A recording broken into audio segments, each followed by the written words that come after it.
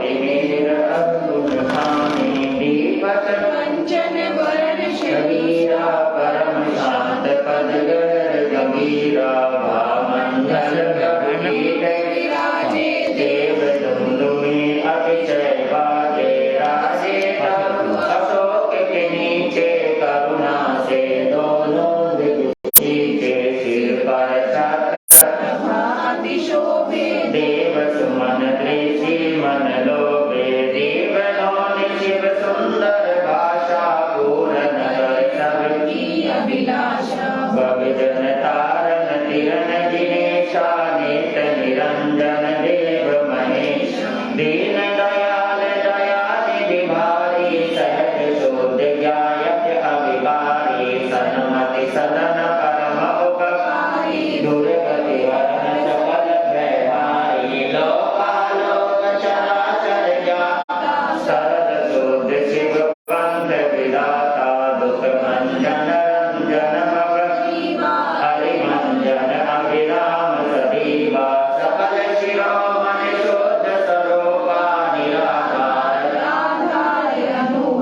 दीन लोकपति संकट नाशी अद्भुत परमानंद प्रकाशी जग में जब अति दुख छाए तब प्रभु आप स्वर्ग चले आए हिंसा हत्या बाण मिटाए यज्ञ पशु वध बंद कराए अति बलवान प्रिय तुम कीना निर्मल ज्ञान जगत को दीना ऋषि मुनि योगी जन जेते ध्यावे तुम्हें मुदित मन सूर्य चंद्र इंद्रादि के देवा करे प्रभु तुम्हारी सब सेवा तुमसे नाम जपा दिन अक्षय परम धाम तिन पाया सैनिक ने तुम तहीं प्रभु निज संबत दीना दुष्कर कार्य जगत के होए सुकर प्रभु तुम्हें खितारे तुम ही नाथ जीवन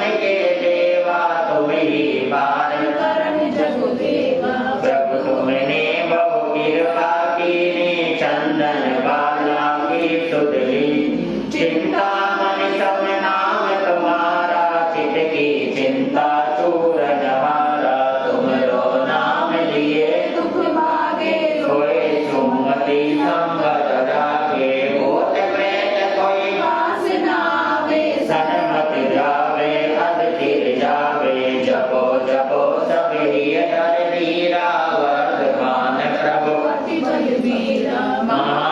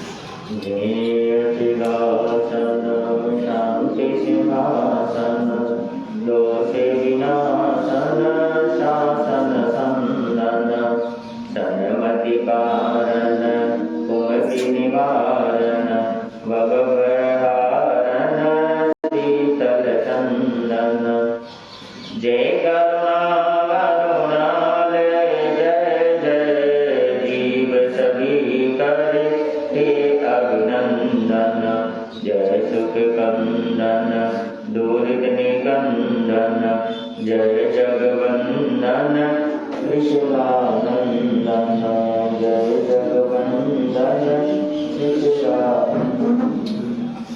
है समय नदी की धार के जिसमें सब बह जाया करते हैं।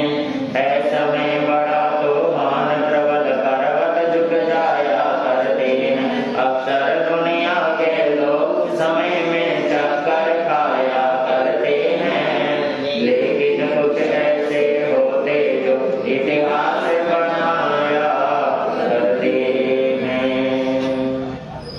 परम श्रद्धेय परम आदरणीय आनंदकारी पूज्य गुरुदेव के पावन चरणों में कोटि नमस्कार करता हूँ।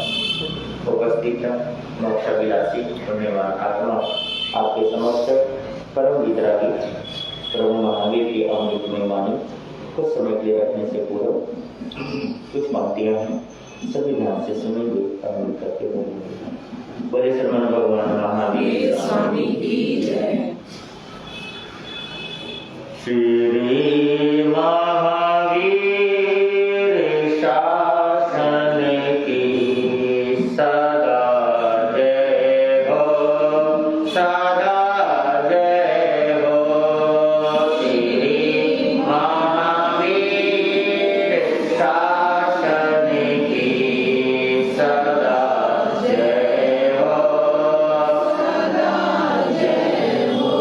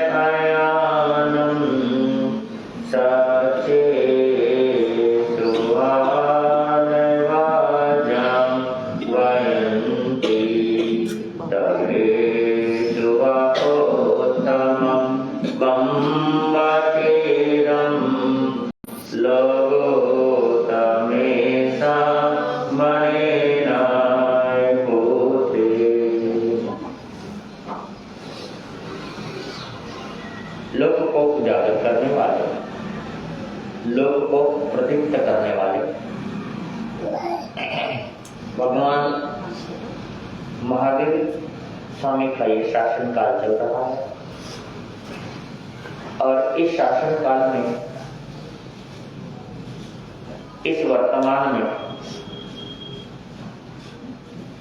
प्रभु का बताया हुआ धर्म, प्रभु की जलाई हुई ज्योति ही आज प्रदीप्त हो रही है। साधु साध्वी श्रावक और श्राविका इनके हृदय में प्रभु की बताई हुई सुनाई हुई वाणी ही अभी तक गूंज रही है।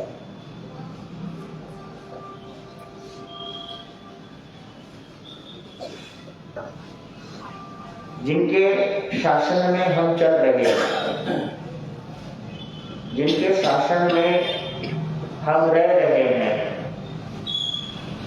उन महापुरुष का थोड़ा सा गुणगान कर लेंगे, उन महापुरुष को थोड़ा सा याद कर लेंगे।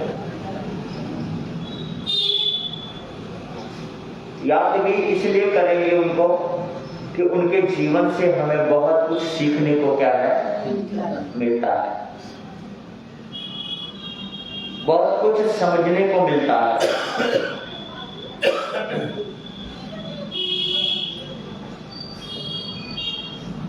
देखिए, वर्तमान को अगर याद करना है तो वर्तमान में जो चीज चल रहा है उसे स्वीकार करने का प्रयास करें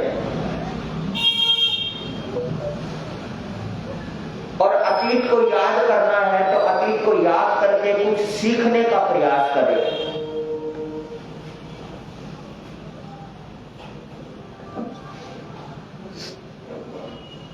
और अगर भविष्य को याद करना है तो भविष्य की चिंता ना करें, क्योंकि भविष्य हमारा वैसा ही होता है जैसा हमारा वर्तमान होता है।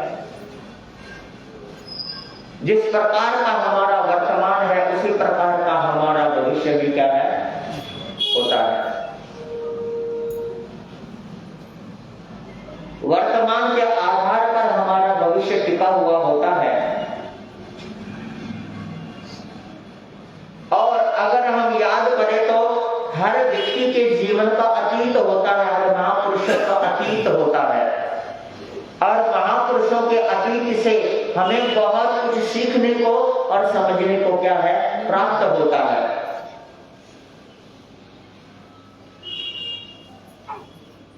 हमें सीखना चाहिए, अतीत को याद करके सीखना चाहिए। अगर कोई बुरी चीज है तो ये नहीं सीखना कि भाई इनके अंदर भी तो बुरी चीज थी, नहीं, ये सीखना है कि ये चीजें हम अपने अंदर आने नहीं देंगे। और अगर अतीत को याद करके कुछ अच्छी चीज सीखने को मिले तो उसकी तो कोई होड़ है ही नहीं, उसकी होड़ नहीं है।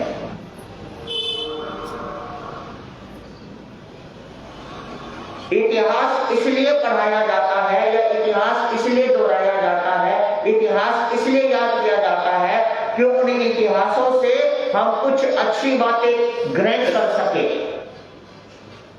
बातें तो अच्छी भी होती है और बुरी भी होती है, दोनों ही बातें होती है। और उन दोनों ही बातों से हमें इस वर्तमान में जो हमारे पास समझ है, पढ़ने की क्षमता है, हमारे पास बुद्धि है, अक्षर ज्ञान है। पहले के समय में इतने अक्षर का ज्ञान भी नहीं होता था, पर समझदारी होती थी। पहले के समय में अक्षर का इतना ज्ञान नहीं होता था, परंतु क्या होती थी, समझदारी होती थी। और व्यक्ति छोटी सी इशारों से ही, छोटी सी बातों से ही वो व्यक्ति क्या करता था, समझ जाता था।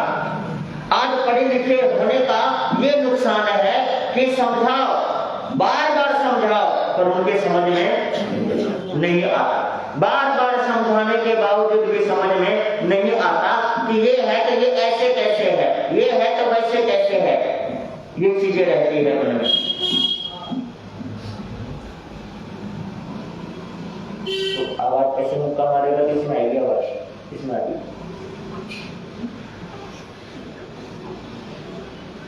वो धरती से कहते हैं कुछ भी होगा धमक लगेगी। तो समझना बहुत जरूरी है अतीत को याद करने के लिए। आइए हम पर भगवान महावीर स्वामी का गर्भ कल्याण, लेकिन गर्भ तक सीमित नहीं रहना है। जो गर्भ कल्याणक बना कैसे, वो हमें याद करना बहुत क्या है, जरूरी है। गर्भ कल्याणक बना कैसे, महावीर कैसे बने, कैसे बन गए वो, किस प्रकार से बन गए वो। हर व्यक्ति के मन में रहता है कि भाई मेरी आत्मा का क्या हो जाए, कल्याण हो जाए। पर मेरी आत्मा का कल्याण तो हो जाकर किस प्रकार से होगा कल्याण? ऐसे तो कल्याण हुआ नहीं करता कि हमने सोच लिया और हमारा क्या हो जाएगा, कल्याण हमारे घर में चल करके आ जाएगा, है ना। मोक्ष हमारे घर में चल करके आ जाएगा, नहीं आ सकता, नहीं आ सकता। मैं आपको एक चीज बता दूं, समय करना, माला फेरना, व्रत करना, पूजा करना, ये धर्म नहीं है। क्या नहीं है ये धर्म है ही नहीं। कितनी ही पूजा कर लो, इससे धर्म ये माना नहीं जाएगा कि आप धार्मिक है। आप कितना ही दान कर लो, ये नहीं माना जाएगा कि आप क्या है, धार्मिक है। आप पूजा कर लो, व्रत कर लो, माला फेर लो, सुबह से लेकर शाम तक माला फेर लो, फिर भी आपको धार्मिक नहीं गिना जाएगा, क्योंकि ये धर्म नहीं है, ये धर्म के अनुष्ठान है। क्या है ये? अनुष्ठान है ये धर्म नहीं है। धर्म का क्या है? अनुष्ठान है। और धर्म का मतलब है जो अपने स्वभाव में स्थित हो जाए। किसमें? स्वभाव में स्थित हो जाए। स्वभाव, जैसे कि एक पतीला आपने पानी गर्म किया, वो पानी उबल गया तो वो उसका विभाग है, लेकिन धीरे धीरे वो ठंडा हो गया, वो उसका क्या है? आप लोग, हम लोगों का भी ऐसा ही है, आप लोगों का भी, हम लोगों का भी ऐसा है। जब हमारे को थोड़ी सी ताप लगती है, क्या लगती है? ताप लगती है ना, ताप। कोई छेड़ दे, कोई बात कह दे, वो ताप है। जैसे ताप लगती है, हम क्या हो जाते हैं? उबल जाते हैं। लेकिन उबलने के बाद क्या होता है? हमें मन में शांति तब आती है, जीवन में शांति तब आती है, हमें अच्छा तब लगता है जब धीरे धीरे हम क्या हो जाते हैं? शांत हो जाते हैं। वो धर्म है। वो क्या है? धर्म है। क्षमा कर देना धर्म है। क्षमा कर देना धर्म है। क्रोध को अपने अंदर से निकालना धर्म है।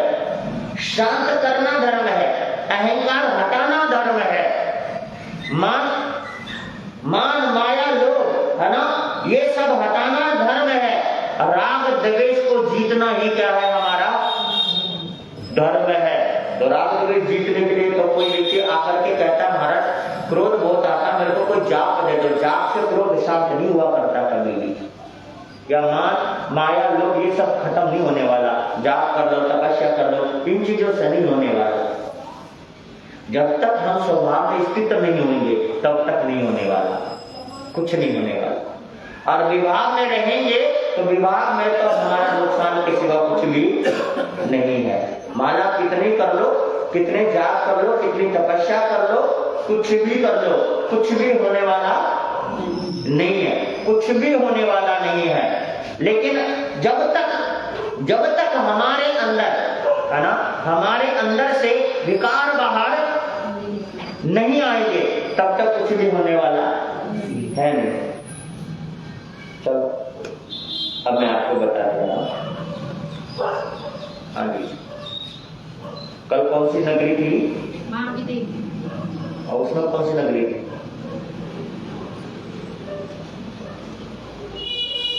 हमारा एक भरत खंड है, एक महाविद्य क्षेत्र है, एक ऐरावत है। ठीक है ना? भरत, ऐरावत और विद्य क्षेत्र। तो हमने बात करी थी महाविद्य क्षेत्र की। तो महाविद्य क्षेत्र में एक नगरी थी, कौन सी? हाँ, जयंती नाम की क्या थी वो नगरी? राजा का नाम? नहीं, शत्रुदमन। शत्रुदमन, ठीक है। हाँ, मूलतः जो बात है कि महावीर स्वामी का जो जीव है, जिसका नाम वहां पर रखा गया नए सार। क्या? नए सार। नए सार। नए सार का मतलब है नए। नए का मतलब नयन और उसका सार। अगर नयन में सार उतर जाए तो जीवन का सार नजर आ जाता है। कहां पर? नयन में, है ना? नयन में सार देखने का, है ना, समझने का। इन आंखों से बहुत कुछ देखा जा सकता है, इन आंखों से बहुत कुछ है। ये जो नयन है हमारा, आंख है हमारी, इन आंखों में क्या है कि अगर क्रोध से देखे तो क्या है ये नयन अगर क्रोध से देखे तो क्या है? विनाश है, सर्वनाश है ना? श्रद्धा से देखे तो तीर्थ है। क्या है ये? तीर्थ है। हाँ, उपयोग किया जाए तो ये नयन है, दुरुपयोग किया जाए तो ये क्या है? महाविनाश है इसका। नए सार, है ना, जिसके जीवन में सार, नए साल के जीवन में एक चीज थी जी, एक विशेषता थी कि मैं भोजन तब करूंगा जब मैं किसी अतिथि को क्या करा दूंगा? क्या था? श्रावक होते, श्रावक के जो व्रत हैं, जिसमें से 12वां व्रत पता आप लोगों को कौन सा है?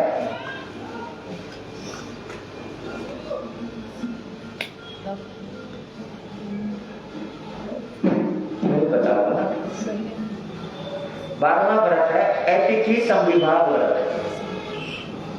यानी कि श्रावक का कर्तव्य है कि रोजाना भोजन तैयार करे, लेकिन एक सीमा है अतिथि आने की।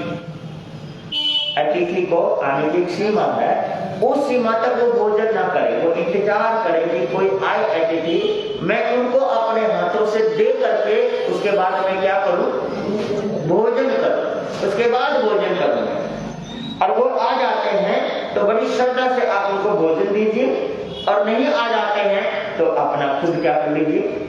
ग्रहण कर लीजिए। ये श्रावक का नियम होता है।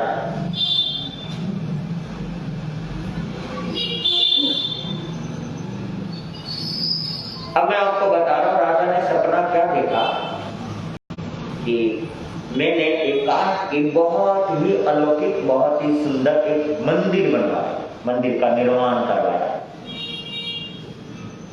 और उस निर्माण को देख करके उसको बहुत अच्छा लगा, राजा को मन बड़ा प्रसन्न हुआ।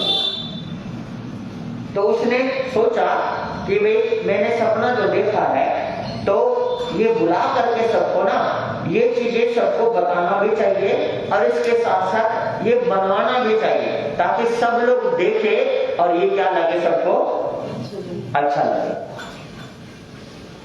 तो जहां पर वो रहते थे, कौन? राजा।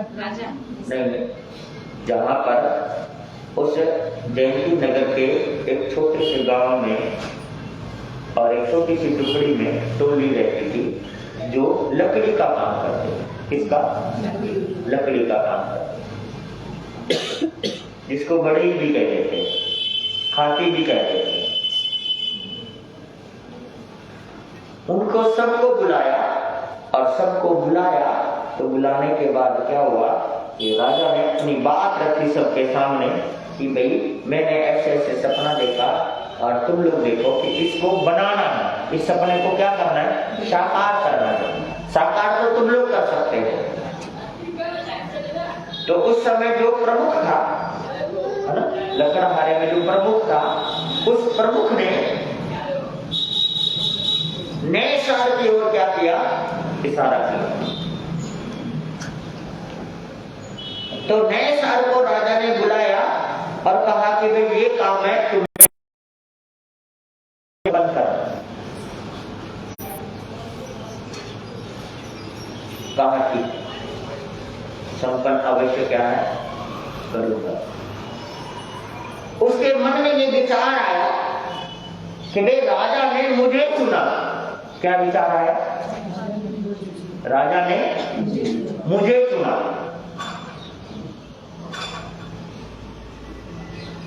क्योंकि समूह में मेरा नाम है। क्या है? मेरा नाम है। मैं अच्छा कार्य करता हूँ, राजा ने मुझे चुना और मैं बहुत अच्छे ढंग से क्या करूंगा, बनाऊंगा। परंतु उसने नहीं बुलाया, संघ प्रमुख को बुलाया, है ना। और संघ प्रमुख ने किसका नाम किया था सजेशन? है जी, नए साल का। तो नए साल का कर्तव्य क्या बनता है जी? है जी? वहाँ जाने का कर्तव्य कहाँ पे? राजा के पास। नहीं, राजा के पास तो गया ना वो। टोली को लेकर।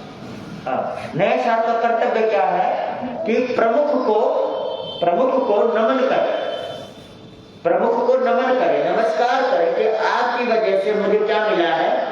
काम मिला है। और आप जो है आप नियुक्त कर दीजिए कि मेरे साथ कौन कौन काम करेंगे, कौन कौन जाएंगे। अकेले से तो हो नहीं सकता ना वो काम, अकेले से हो नहीं सकता। परंतु उसने ऐसा नहीं किया। ऐसे ही घर में अगर कोई व्यक्ति प्रमुख है और उसने कोई काम किसी को दिया है तो उसका कर्तव्य बनता है कि वो सबको क्या करे। समाज में समाज तब चलता है, आपने किसी को प्रधान चुना है तो समाज में उसका कर्तव्य बनता है कि वो सबको क्या करे, साथ में लेके चले या सबको विश्वास में लेकर के चले, तो कार्य क्या होता है, सफल होता है। वो चला गया, क्या हो गया, चला तो गया। अब संघ प्रमुख जो थे उनको बड़ा दुख भी हुआ कि भाई इसको मैंने आगे बढ़ाया और आगे बढ़ के राजा की आज्ञा लेकर के ये सीधा क्या हो गया, चला गया। और हम सब यहाँ बैठे हैं, हम सब में से इसने किसी से बात नहीं करी। करना चाहिए पर नहीं करी। नए साल जंगल में गया, जंगल में जाकर के लकड़ियां काट रहा,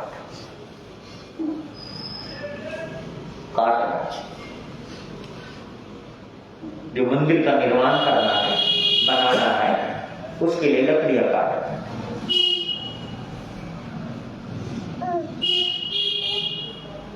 काटते हुए दोपहर का समय हो चला था, उसके लिए भोजन आया। क्या आया? भोजन आया, पानी आया। उसने सोचा कि मैं भोजन करूं। फिर उसने सोचा कि अगर कोई अतिथि आ जाए तो मैं उसको क्या कराना है जी।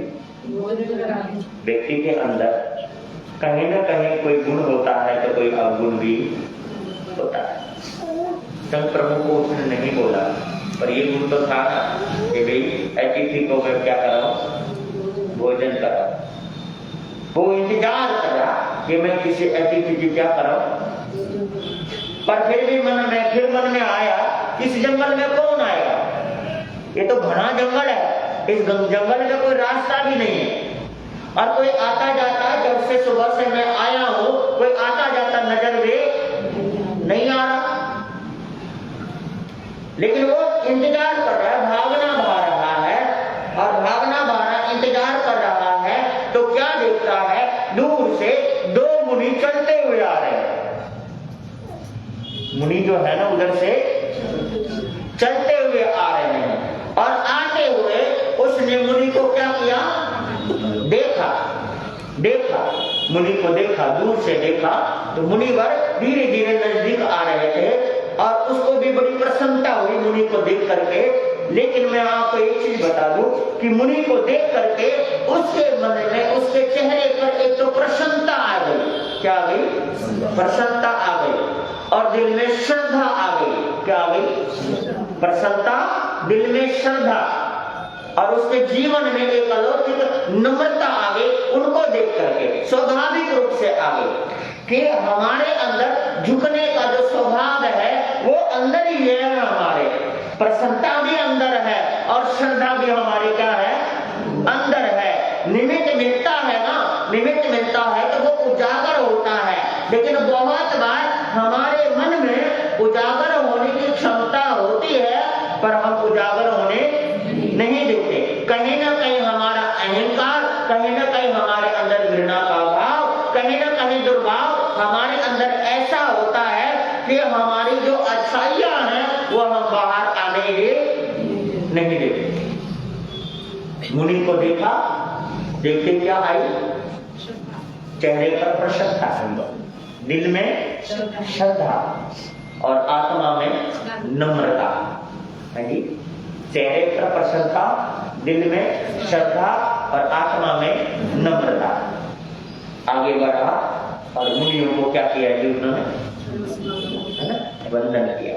भक्ति भाव से क्या किया उसने?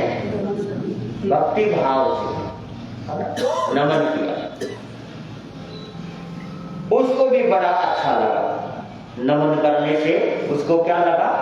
अच्छा लगा, क्योंकि मुनि को नमन किया तो मुनि ने, है ना, हाँ, दया, मंगल कामना। मुनि तो मंगल कामना ही करते हैं, सबके लिए करते हैं, उसके लिए भी मंगल कामना करी। तो वो उठा और कहने लगा, मुनिवर इस जंगल में आप कहा कि हम नगर में जाना चाहते हैं और रास्ता भूल गए। क्या हो गए?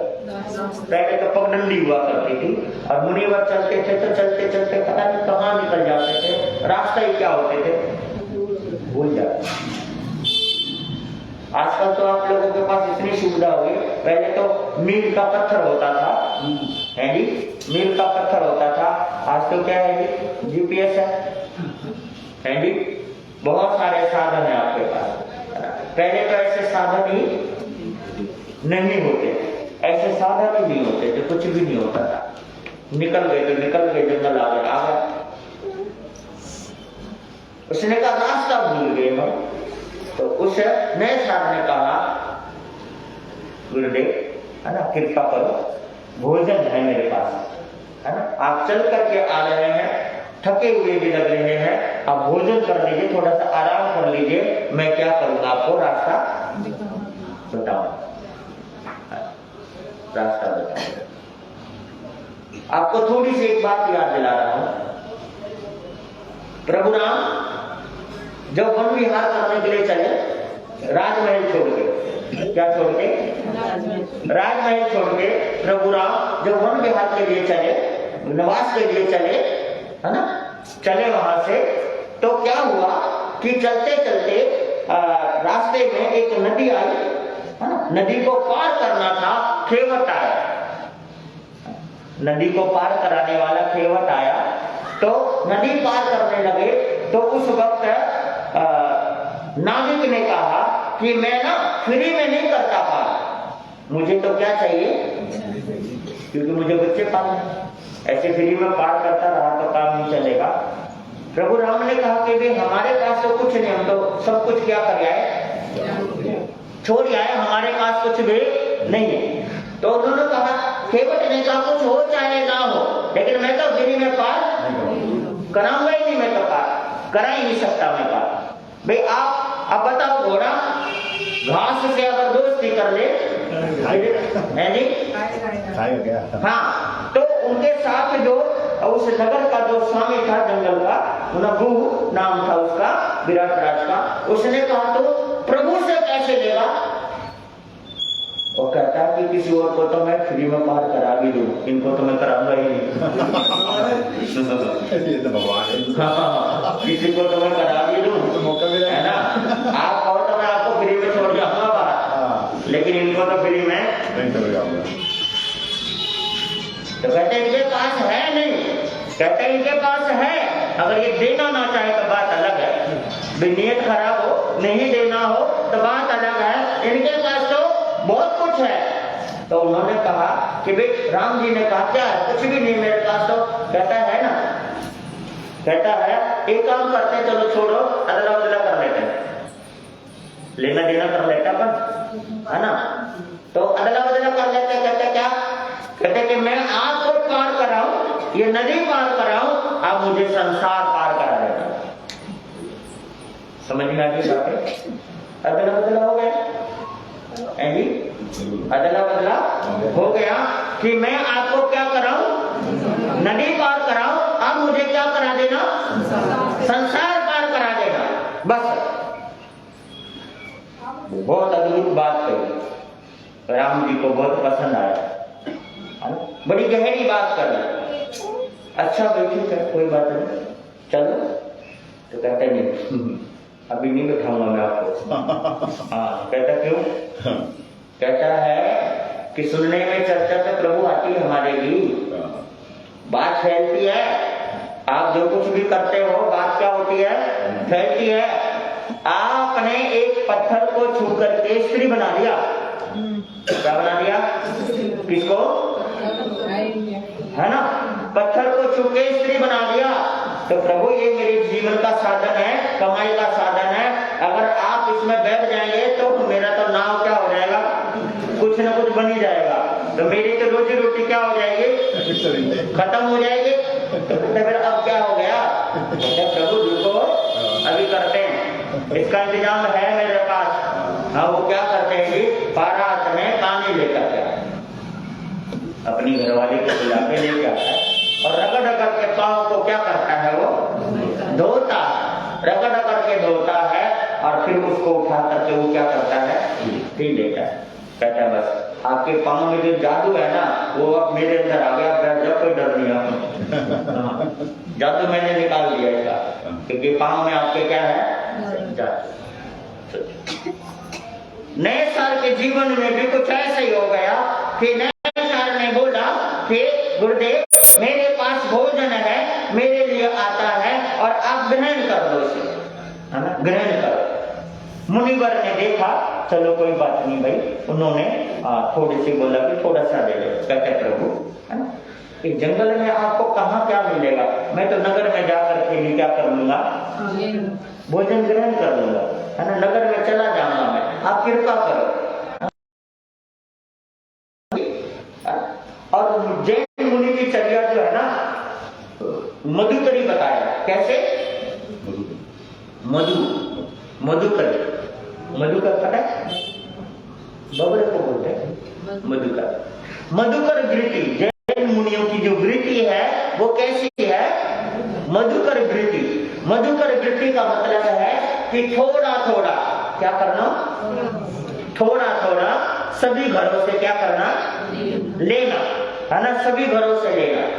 और पहले तो आपको बता रहा हूं, व्यवस्था बदलती रहती है, सामाजिक दृष्टि से बदलती है या व्यवहारिक दृष्टि से बनती है, या जो भी चलता है कि सामाजिक दृष्टि से व्यवहार बदलता रहता है। पहले तो अपने जैन मुनियों के, है ना, चौके लगते थे, जगह जगह लगते थे। कहाँ कहाँ लगते थे जी? जगह जगह, है जी।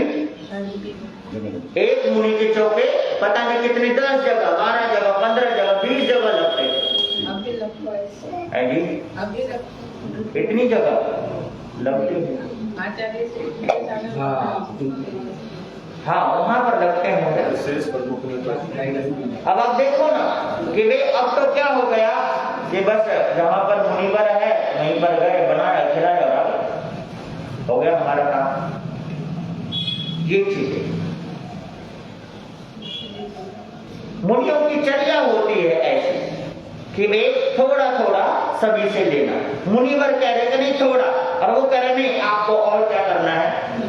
मुनिवर अपने भाव या अपनी मर्यादा बचा रहे हैं और वो अपनी भावना क्या कर रहा है? और ऐसा होता है कि श्रावक को अपनी भावना बचानी चाहिए, लेकिन मुनि को भी अपनी चर्या बचानी। मुनि की चर्या है ये क्या है?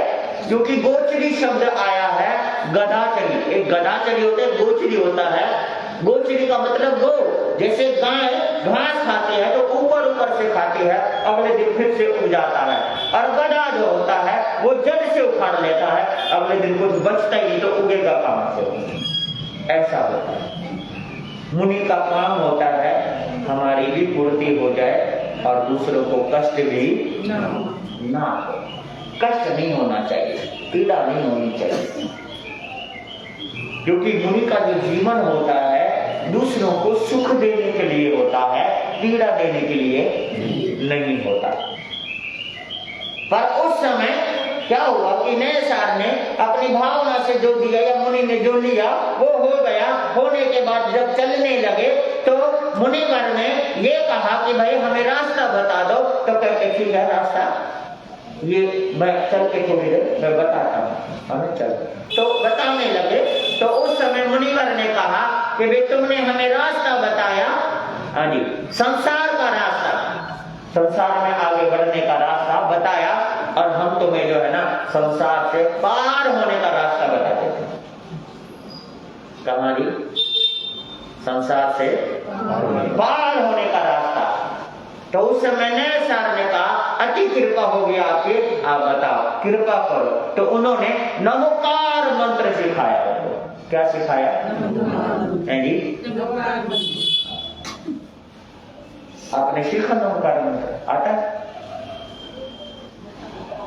है जी?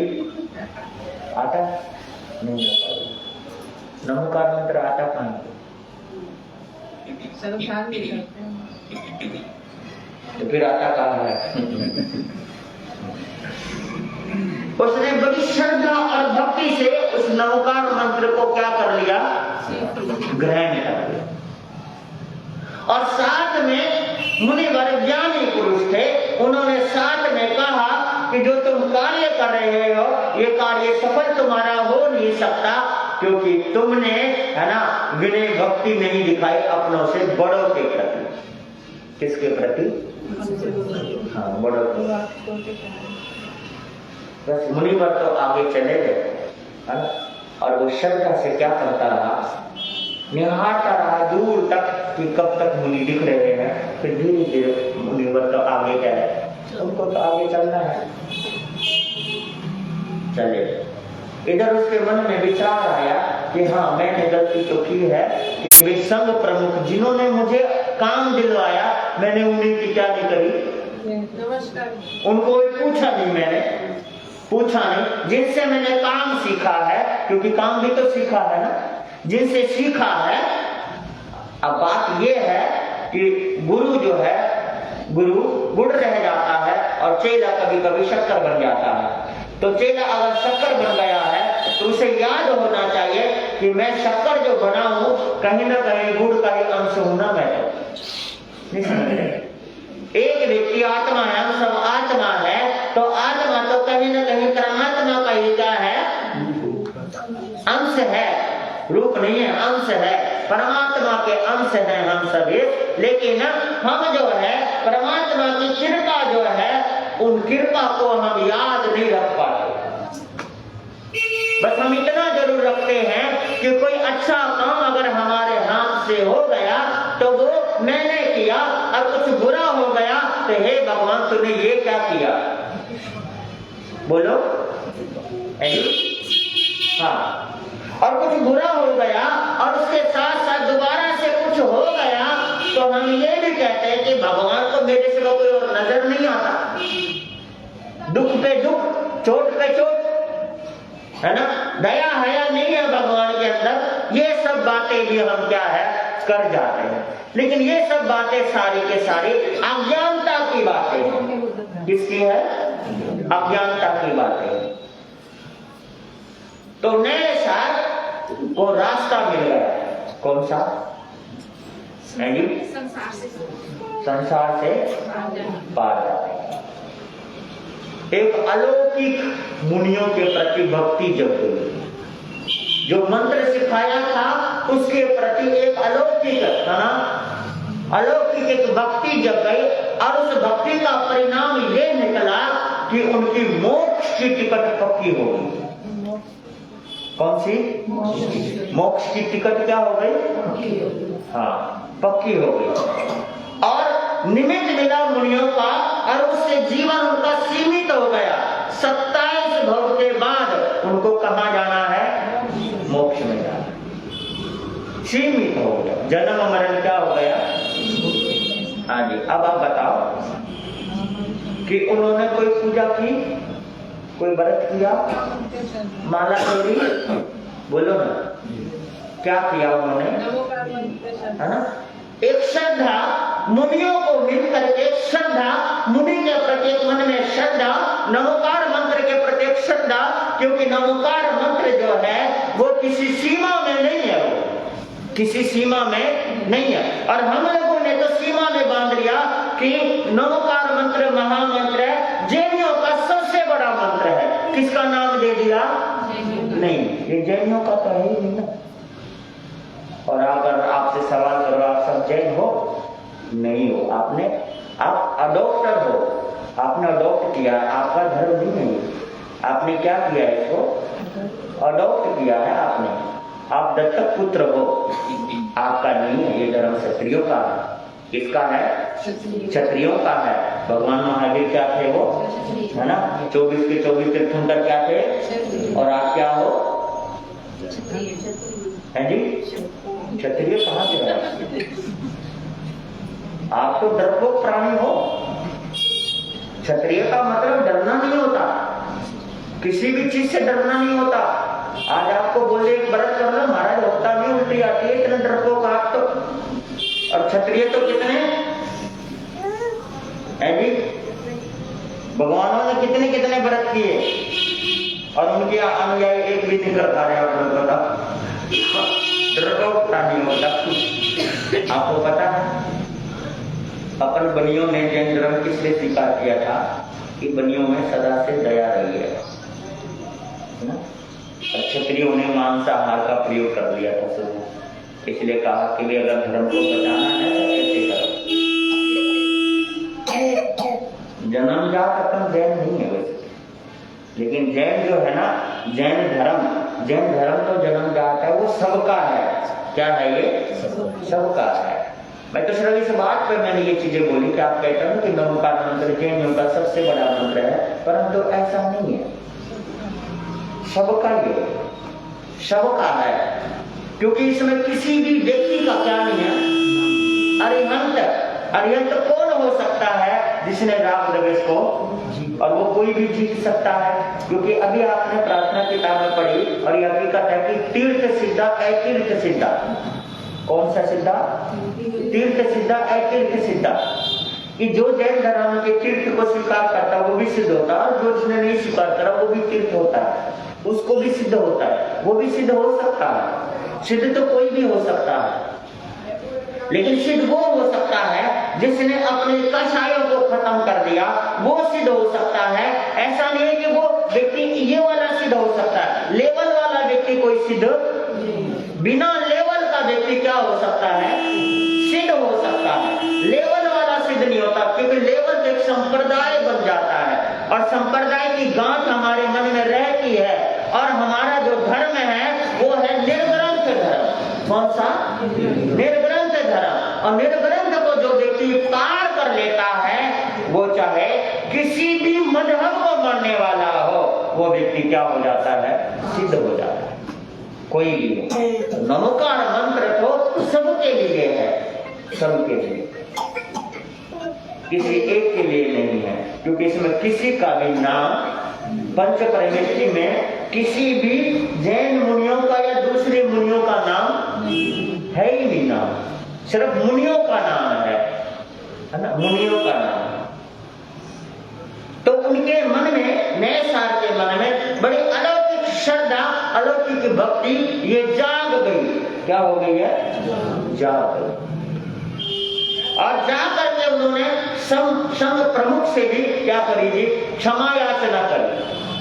क्योंकि जो अच्छे व्यक्ति होते हैं ना, वो भूल को क्या कर लेते हैं? स्वीकार कर लेते हैं। और जो भूल को स्वीकार कर ले, उसकी भूल भी क्या हो जाती है? माफ हो जाती है। भूल को स्वीकार करने से, भूल को जिसने स्वीकार किया वो दंड का भागी नहीं होता। किसका भागी? क्योंकि भूल को स्वीकार करना ही अपने आप में का एक बहुत बड़ा दंड है। क्योंकि भूल को स्वीकार करने का मतलब है कि अपने को झुका देना। क्या कर देना? झुका देना। और जो झुका देता है वो हृदय उसका क्या हो जाता है? साफ हो जाता है। साफ जब हृदय हो जाता है तो उसे और रगड़ने की जरूरत नहीं होती, और कुछ कहने की जरूरत नहीं होती, कुछ समझाने की जरूरत नहीं होती। आपका घर में बालक है, बालिका है, अगर उसने कोई भूल करी है और आपको कहते हैं, या आपको पता चला कि उन्होंने भूल की है, और आपने कहते देखो कि उसके आंखों में अगर शर्म है, नजरें झुकाई है, तो उसको और कुछ कहने की जरूरत है? तो नजरें नहीं झुकाई तो भी कहने की जरूरत है, क्योंकि वो बेशर्म है। समझ में आई बात है?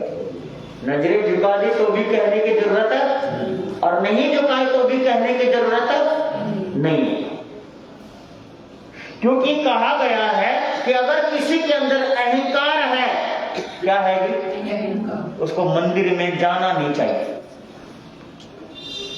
मंदिर में जाना नहीं चाहिए, क्योंकि अहंकार से, चमड़े से भी ज्यादा एक सड़ा हुआ जो मांस होता है, जैसे कोई चूहा आपके दुकान पे पेटी के नीचे दब के मर जाए, भयंकर बदबू आती है, उससे भी 1000 गुना ज्यादा बदबू भगवान को अहंकारी व्यक्ति से आता है।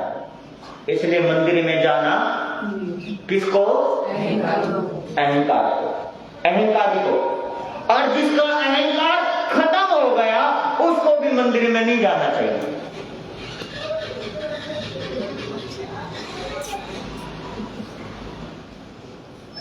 उल्टा हो गया थोड़ा सा, हाँ जी, उल्टा लग रहा है या सीधा लग रहा है? जिसके अंदर अहंकार है उसको मंदिर में जाना नहीं चाहिए, जिसके अंदर नहीं है उसको भी मंदिर में नहीं जाना चाहिए, क्योंकि उसका मन ही मंदिर है, उसको कहीं जाने की जरूरत ही नहीं। समझ में आती बात है? उसका मन ही क्या है? मंदिर है, उसको कहीं जाने की क्या है? जरूरत ही नहीं है। हाँ, क्योंकि कहा गया है कि प्रेम गली अति संकरो। कौन सी गली? प्रेम की, हृदय की जो गली होती है बड़ी संकरी है, बहुत छोटी सी जगह है। प्रेम गली अति संकरो, तामे दो न समाये, दो चीजें नहीं आएगी, है ना? जब मैं था तब हरि नहीं, जब हरि है तो मैं नहीं। समझ में आ रही बात है? जब मैं था तब हरि नहीं, और जब हरि है तब जाने की जरूरत नहीं कहीं पर भी। उसका मन ही क्या है? तीर्थ स्थान है, मन ही उसका मंदिर है, और उस मंदिर में परमात्मा क्या है? विराजमान है। अगर नम्रता आ जाती है तो अब देखो ना कि मुनि को देख करके उसके नए साल के अंदर 3 चीजें आ गई। क्या चीजें आ गई? कौन कौन सी बताओ? प्रसन्नता कहाँ? चेहरे पर प्रसन्नता। श्रद्धा कहाँ? हृदय में। और है जी आत्मा, आत्मा नम्र बन गई, और नम्र बनते ही और संकेत की प्राप्ति हो गई, मोक्ष की टिकट उनकी क्या हो गई? हाँ, तीर्थंकर नहीं बने अभी वो, तीर्थंकर का उनको पद भी नहीं मिला, तीर्थंकर गोत्र उनका बंधा भी नहीं है अभी। सिर्फ क्या हुई है? सिर्फ टिकट पक्की हुई। कौन सी? मोक्ष में जाना, भाव जागे। और मोक्ष में जाने की टिकट हम सब की भी क्या हो सकती है?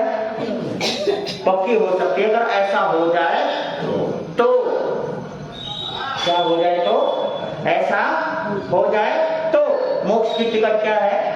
पक्की है। चलो, नए साल को ये सब मिल गया, और नए साल जो है वो नमोकार मंत्र की आराधना की भक्ति के भाव में वो है ना लग गए। क्या हो गए? लग गए श्रद्धा से। किससे? श्रद्धा से, है ना? श्रद्धा से, भक्ति से। श्रद्धा भक्ति इन चीजों से वो लग गए। भक्ति तो ऐसी होनी चाहिए हमारे हृदय में कि वो भक्ति कभी खत्म नहीं। हाँ, आप लोगों में से कई लोग ये कहते हैं महाराज पहले ना मन में बड़ी श्रद्धा थी, है ना, मैं रोज जाया करता था, अब मन में क्या है? तो थी नहीं, क्योंकि श्रद्धा जब आती है तो वो जाती ही नहीं, है ना? नो एंट्री है। एक बार आ गया कि नए साल का जो जीव है ना, नए साल का जीव है, उन्होंने भक्ति का आराधना करी, और भक्ति की आराधना करके साधना करके वो जो है नए साल का जो जीव है वो देवलोक में उत्पन्न हुए। कहाँ पर? देवलोक। और देवलोक से अब वो कहाँ जाकर के उत्पन्न होते हैं और क्या होता है वो अपन कल बात करेंगे। समय हो गया है। अभी छोटा एक सवाल है कि प्रभु जो राम थे उनका जो वनवास हुआ था किस टाइम पे हुआ था?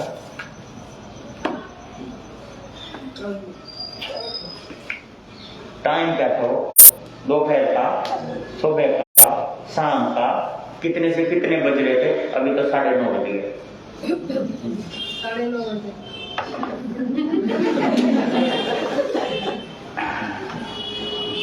बताओ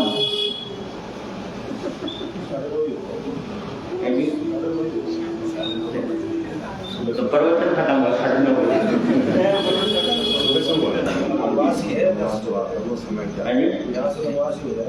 किसका? मैं वो नहीं, हकीकत नहीं पूछ रहा हूँ मैं तो हकीकत नहीं। ये श्री राम जी का वनवास कितने बजे हुआ? घड़ी का आविष्कार हो गया। घड़ी थी बिल्कुल थी। समय तो फिर भी देखा जाता था, समय तो उस समय भी देखा जाता था। सूर्य को देख करके समय का पता लग जाता है। हमारी छाया है, उस छाया से समय का पता लग जाता है। पहले तो रेत वाली भी चलती थी घड़ी, कभी धूप छाया से पता करते थे टाइम होगा। कई घड़ी चंद्रमा जो है रात को जो तारे निकलते हैं उस तारे से टाइम का पता लगता है कि इस टाइम ये वाला तारा निकलता है, इस टाइम ये वाला तारा निकलता है। 4 बजे का जो तारा है ना वो बड़ा सा टिमटिमाता हुआ तारा एक कोने में निकलता है और वो रहता है, उससे पता लग जाता है कि 4 बजे। आज भी है बताओ। चलो मैं बता देता हूँ। मेरे सवाल में ही जवाब है। वनवास उल्टा करो क्या बनेगा? बस हो गया काम। वनवास को उल्टा करेंगे तो क्या बनेगा? हाँ, 9:15 वनवास होता है। 9:15 है ना। वनवास को उल्टा करेंगे तो क्या बनेगा? 9:15। बस समय का ध्यान रखना है, ठीक है। 8:30 से 9:30 का समय है और उसको प्रेरणा दे, प्रवचन सुने, कुछ न कुछ अच्छी बातें सुनने को मिलेगी। आज तो आप लोग ये जगा लो कि मुनि कोई भी हो, 3 चीजें उत्पन्न हमारे हृदय में जरूर होना चाहिए। मुनि है जी, पर हरियाणा की तरह मत करना, मुंह देख के तुम टिक्का करा करो। दामाद की तरह टिक्का नहीं करना किसी का, मुंह देख कर टिक्का ना किया करो। हरियाणा वाली स्टाइल छोड़ दो। तो जो मैं बोल रहा हूँ कि भाई कोई भी मुनि दिखे, ये 3 चीजें जिस दिन उत्पन्न हो गई बस उसी दिन आपका जन्म मरण क्या हो जाएगा। अब सभी जने खड़े होंगे। बोले श्रवण भगवान महावीर स्वामी की, आचार्य भगवंतों की, संसार के सभी महापुरुषों की, सर्व धर्म की, श्री जैन धर्म की, श्री चित्तारी मंगलम अरिहंता मंगलम सिद्धम मंगलम साधु मंगलम केवली पनतो धम्मो मंगलम चित्तारी लोगोत्तम अरिहंता लोगोत्तम सिद्धा लोगोत्तम साधु लोगोत्तम केवली पनतो धम्मो लोगोत्तम चित्तारी स्नभोजम अरिहंता स्नभोजम सिद्धा स्नभोजम साधु स्नभोजम केवली पनतो धम्मो स्नभोजम। अरिहंतों का सरना, सिद्धों का सरना, साधुओं का सरना, दया धर्म का सरना, चार सरने और न सरना कोई, जो भव्य प्राणी करे आचरण उसका।